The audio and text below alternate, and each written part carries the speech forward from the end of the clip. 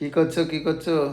এই যে বিকেল হয়ে গেছে, ভাত খাওয়ার প্রায় 1 ঘন্টা হয়ে গেছে। তারপরে এখন খাবো টক দই।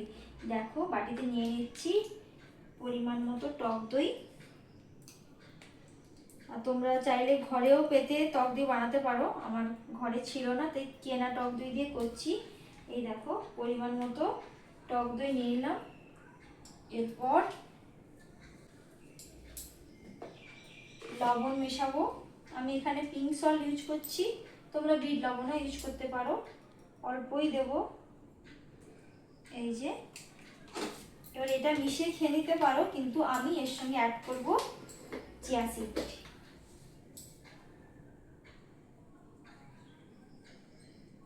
কারণ এটা খেলে তোমাদের ওয়েটটাও কন্ট্রোলে থাকবে। আর ভাত খাওয়ার পরে টক দই খেলে কিন্তু অনেকটা হজমে সহায়তা করে। দেখো এটা একটুক্ষণ রেখে দেবো 5 মিনিট মতো, যাতে চিয়া সিডটা ওর সঙ্গে ভালো করে একটু ভিজে যায়। দেখো 5 মিনিট পর কিন্তু এটা তোমরা খেতে পারো। তোমরা চাইলে কিন্তু এটা ট্রাই করতে পারো, দেখবে এটা খেলে ওয়েটটা কিন্তু অনেকটাই কমে যায়, অনেকটাই। সঙ্গে এক্সারসাইজও করতে হবে। হ্যাঁ, চিয়া সিডগুলো ভালো মতো ভেজে গেছে, এবারে আমি খাবো।